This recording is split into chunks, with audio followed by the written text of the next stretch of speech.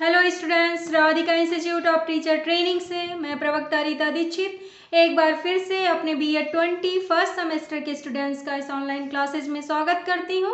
और आज हम आपका paper second perspective in psychology of teaching learning and development के साथ आपके सामने उपस्थित हैं। और आज जो हमारा टॉपिक है वो है पाओलो के सिद्धांत का विश्लेषण। पिछली क्लास में हम लोगों ने पाओलो का क्या सिद्धांत है उसके बारे में जाना। आज हम उसके एनालिसिस करेंगे कि पाओलो का सिद्धांत का विश्लेषण करेंगे। तो पाओलो के सिद्धांत को आप लोगों ने कल जान लिया है, चलिए आज उसकी एनालिसिस करते हैं, विश्लेषण करते हैं पाओलो के सिद्धांत का। पाओलो ने अपने प्रयोग के द्वारा यह सिद्ध करने का प्रयास किया है कि प्राणी के सामने किसी प्राकृतिक या स्वाभाविक उद्दीपक के आने पर प्राणी स्वाभाविक क्रियाएं करता है। पाओलो ने अपने प्रयोग के द्वारा, जो उन्होंने अपना एक्सपेरिमेंट किया था, प्रयोग किया था, उसके द्वारा उन्होंने यह सिद्ध करने का प्रयास किया कि प्राणी के सामने किसी प्राकृतिक या स्वाभाविक उद्दीपक के आने पर प्राणी स्वाभाविक क्रियाएं करता है। जैसे इस प्रयोग में भोजन आने पे कुत्ते का लार निकलना। ये हम लोगों ने पहले सिद्धांत जो अनुकूलित अनुक्रिया का सिद्धांत, उसमें हमने जाना कि कुछ ऐसी स्वाभाविक अनुक्रियाएं होती हैं, प्रवृत्तियां होती हैं जो मनुष्य में या प्राणी में जन्मजात होती हैं और वो ऐसी परिस्थितियों आने पे वो स्वाभाविक क्रियाएं करते हैं। तो स्वाभाविक क्रियाएं करता है। जैसे इस प्रयोग में भोजन आने पे कुत्ते का लार निकलना, ये क्या है? ये स्वाभाविक उद्दीपक के प्रस्तुत होने पे स्वाभाविक क्रिया है। इस प्रकार उसके सामने अस्वाभाविक उद्दीपक आने पर वह स्वाभाविक क्रियाएं करता है। और जब उसी प्राणी के सामने अस्वाभाविक उद्दीपक आते हैं तो वह स्वाभाविक क्रियाएं करता है। जैसे इस प्रयोग में घंटी बजने पे कुत्ते का कान खड़े करना। यह दोनों स्थितियां अधिगम या अनुकूलन के पहले की हैं। जब प्राणी या जो व्यक्ति है, जो जीव है, जब उसके अंदर अधिगम नहीं हुआ रहता, उसके पहले की ये चीजें हैं। जब वो स्वाभाविक उद्दीपक आता है तो वो स्वाभाविक क्रियाएं करता है। जैसे इस प्रयोग में घंटी बजने पे कुत्ते का कान खड़ा करना। यह दोनों स्थितियां अधिगम या अनुकूलन के पहले की हैं। किंतु जब स्वाभाविक उद्दीपक और अस्वाभाविक उद्दीपक दोनों एक साथ प्राणी के सामने लाए जाते हैं तो पहले स्वाभाविक अनुक्रिया करता है तथा बाद में अनुकूलन हो जाने पर अस्वाभाविक उद्दीपक के आने पर स्वाभाविक अनुक्रियाएं करने लगता है। यानी कि जब अनुकूलन हो जाता है तो अस्वाभाविक उद्दीपक और स्वाभाविक उद्दीपक जब दोनों एक साथ उसके सामने लाए जाते हैं, जो भी जीव या प्राणी है उसके सामने जब लाए जाते हैं तो वह स्वाभाविक अनुक्रिया करता है। पहले स्वाभाविक अनुक्रिया करता है तथा बाद में अनुकूलन हो जाने पर अस्वाभाविक उद्दीपक के आने पर स्वाभाविक अनुक्रियाएं करने लगता है। इस प्रयोग में जब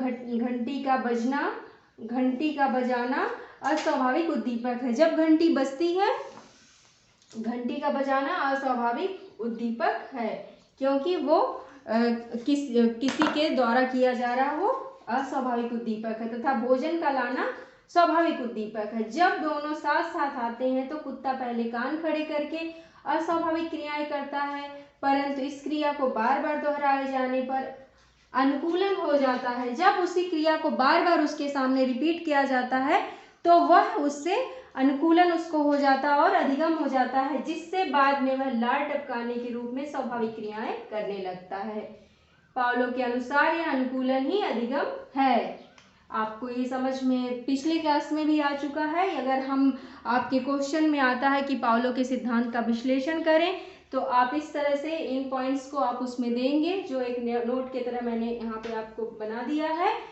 क्लासिकल अनुबंध की प्रक्रिया का अध्ययन करने के लिए पाओलो के इस प्रयोग के बाद पशुओं एवं बच्चों पर अनेक प्रयोग किए गए। जब ये पाओलो का प्रयोग हो गया तो बहुत सारे प्रयोग पशुओं और बच्चों पर किए गए।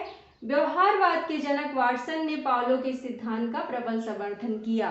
पाओलो के सिद्धांत का प्रबल समर्थन वाटसन ने किया था। ये क्वेश्चंस आते हैं, कभी कभी TET वगैरह में भी पूछा जाता है, तो आपको ये होना चाहिए कि जो व्यवहारवाद के जनक थे वाटसन, उन्होंने पाओलो का जो अनुकूलित अनुक्रिया का सिद्धांत था उसका उन्होंने प्रबल समर्थन किया था। तो आप ये जो हम लोगों ने ये अस्वाभाविक उद्दीपक स्वाभाविक उद्दीपक को इस तरह से व्यक्त कर सकते हैं। एक ड्रॉ करके हम, जैसे यहाँ पे अनकंडीशन स्टिमुलस जब आता है, जैसे कि भोजन है तो अनकंडीशन रिस्पॉन्स आता है, लार बहने लगता है। जब भोजन आता है कुत्ते के सामने तो वो उसका स्वयं से ही लार आने लगता है। लेकिन जब अनकंडीशन स्टिमुलस और कंडीशनिंग स्टिमुलस दोनों जब व्यक्त होते हैं, भोजन और घंटी, तो लार बहता है, उसके अनकंडीशनिंग रिस्पॉन्स करता है। और फिर जब सिर्फ कंडीशनिंग स्टिमुलस आते हैं, घंटी बजना, तो जब वो अनुकूलित हो जाता है, जब उसके अंदर ये बार बार जब दोहराई जाती है प्रक्रिया, तो घंटी और भोजन, तो वो अनुकूलित हो जाता है इस प्रक्रिया से, तो उसके अंदर सिर्फ घंटी बजाने पे भी लार बहने लगता। पहले जब भोजन जाता था तो कुत्ते के मुंह में लार आने लगता था, लेकिन जब बार बार उसी प्रक्रिया को दोहराया जाता है कि घंटी बजाई जाती है, उसको भोजन नहीं दिया जाता है, दोनों एक साथ क्या आता है, धीरे धीरे उसको पता है कि घंटी बजेगी तो मुझे भोजन मिलेगा।